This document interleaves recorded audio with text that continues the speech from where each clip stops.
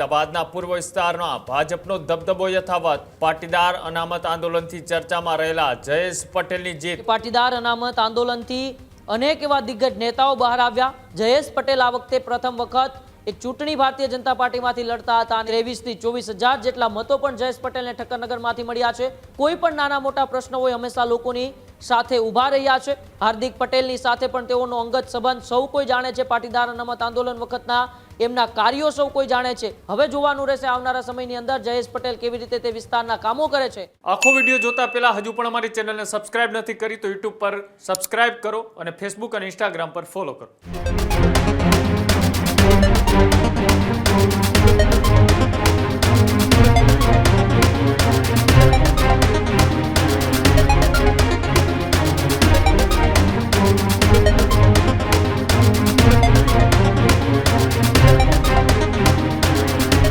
રાજ્યમાં સ્થાનિક સ્વરાજની ચૂંટણીના પડઘમ વાગ્યા હતા. ભારે રસાકસી અને ત્યારબાદ હવે પરિણામ સામે આવી ગયા. ત્યારબાદ અમદાવાદના પૂર્વ વિસ્તારમાં ભાજપનો દબદબો યથાવત.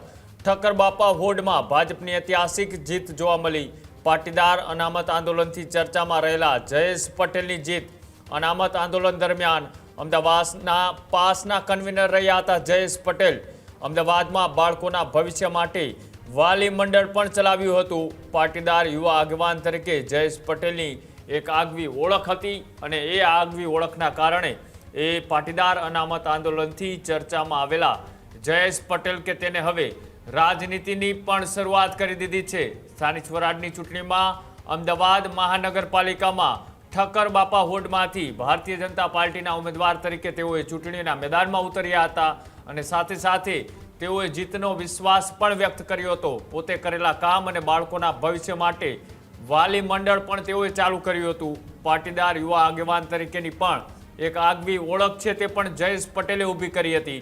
જયેશ પટેલ કે જે યુવા ચહેરો છે અને સાથે સાથે જ એ વિસ્તારના તમામ લોકોના એ કામો હોય તેમાં સૌથી વધારે મહત્વની ભૂમિકામાં જયેશ પટેલે જોવા મળતા હોય છે. ત્યારે અમદાવાદના પૂર્વ વિસ્તારની અંદર પણ ભારતીય જનતા પાર્ટીનો એ દબદબો છે તે યથાવત જોવા મળ્યો છે ને ત્યાં પહેલી વખત અનેક યુવા ચહેરાઓ છે તે આ વખતે ચૂંટણીના મેદાનમાં ઉતર્યા હતા. એમાંના કેટલાક ચહેરાઓ કે જેઓ કોઈ આંદોલનથી સામે આવ્યા હતા, તે કોઈ પોતાની કામગીરીના કારણે ચર્ચાઓમાં આવ્યા હતા. એમાંના તમામ ચહેરાઓએ ચૂંટણીની અંદર ઝંપલાવ્યું હતું અને ચૂંટણીના પરિણામો સામે આવ્યા બાદ એ ફરીથી આંદોલનથી નીકળેલા ફરી એક નેતા કે જેઓએ રાજકીય એન્ટ્રી કરી છે એટલે કે રાજકારણમાં અમદાવાદ મહાનગરપાલિકામાંથી પોતાનું રાજકીય શરૂઆત કરી છે. ઉમંગ જોડાયેલા છે. ઉમંગ જે રીતના ઓછું મતદાન થયું ત્યારે ક્યાંક એવું લાગતું હતું કે વિસ્તારમાં ભારતીય જનતા પાર્ટીનું એ ત્યાં કામકાજ અથવા તો કરેલો પ્રચાર નિષ્ફળ જશે, પણ પાટીદાર આંદોલનથી ચર્ચામાં રહેલા અનેક યુવા નેતાઓ છે તેઓનો દમખમ અહીંયા દેખાઈ રહ્યો છે. જી બિલકુલ કૃણાલ, વાત કરું તો 2015નું એ પાટીદાર અનામત આંદોલન છે તે રાજનીતિની એક પ્રયોગશાળા બની હતી. એ પાટીદાર અનામત આંદોલનથી અનેક એવા દિગ્ગજ નેતાઓ બહાર આવ્યા. પાટીદાર અનામત આંદોલનનો મુખ્ય ચહેરો હાર્દિક પટેલ ધારાસભ્ય છે. બીજો મુખ્ય ચહેરો ગોપાલ ઇટાલિયા ધારાસભ્ય છે. ત્રીજો મુખ્ય ચહેરો અલ્પેશ કથિરિયા પણ અત્યારે સુરતની અંદર પોતાનો દબદબો જાળવી રાખ્યા છે. એવો જ એક અમદાવાદની જવાબદારી પાટીદાર અનામત આંદોલન વખતે જેની ઉપર હતી, હાર્દિક પટેલના જેવો ખૂબ અંગત છે એ જયેશ પટેલ પણ હવે રાજનીતિની અંદર એન્ટ્રી કરી ચૂક્યા છે.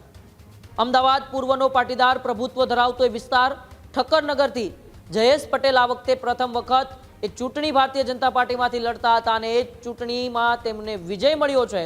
લગભગ એ 23 થી 24,000 જેટલા મતો પણ જયેશ પટેલને ઠક્કરનગરમાંથી મળ્યા છે. આખા અમદાવાદમાં સૌથી ઓછું મતદાન 36% જેટલું ઠક્કરનગરમાં થયું હતું. પરંતુ જયેશ પટેલ જે છેલ્લા કેટલાય સમયથી 10 વર્ષથી તે વિસ્તારના કોઈ પણ નાના મોટા પ્રશ્નો હોય હંમેશા લોકોની સાથે ઊભા રહ્યા છે. આરોગ્યનો પ્રશ્ન હોય, કોરોના વખતે તેમણે સમગ્ર ગુજરાત વાલી મંડળની પણ સ્થાપના કરી. શિક્ષણ મુદ્દે પણ જયેશ પટેલ સૌથી અગ્રેસર રહ્યા. લેવા પટેલ સમાજની એક ખોડલધામ સંસ્થા સાથે પણ જયેશ પટેલ ખૂબ એ સારી રીતે જોડાયેલા છે. એટલે કે સામાજિક રીતે તો અત્યાર સુધી જયેશ પટેલે ખૂબ સેવા કરી. હાર્દિક પટેલની સાથે પણ તેઓનો અંગત સંબંધ સૌ કોઈ જાણે છે. પાટીદાર અનામત આંદોલન વખતના એમના કાર્યો સૌ કોઈ જાણે છે. એક નાના સાથી કાર્યકર્તાઓને તેમણે જે પ્રકારે એ મોટા કર્યા છે તે પ્રકારે જયેશ પટેલ હવે રાજનીતિની અંદર એન્ટ્રી કરી ચૂક્યા છે. કારણ કે સૌ કોઈની નજર હતી કે ઠક્કરનગર ઉપર સૌથી ઓછું મતદાન થયું હતું, પણ તો ઠક્કરનગરમાં જયેશ પટેલને લોકોએ એ જનાદેશ આપ્યો છે અને તેમની એ જીત થઈ છે. હવે જોવાનું રહેશે આવનારા સમયની અંદર જયેશ પટેલ કેવી રીતે તે વિસ્તારના કામો કરે છે, કારણ કે પૂર્વ વિસ્તારની અંદર એવા ઘણા ખરા પ્રશ્નો છે. રોડ રસ્તાના પ્રશ્નો હોય, પાણીના પ્રશ્નો હોય, સ્ટ્રીટ લાઇટના પ્રશ્નો હોય, જેમાં લોકોને ત્યાંના જનપ્રતિનિધિની જરૂર પડતી હોય છે.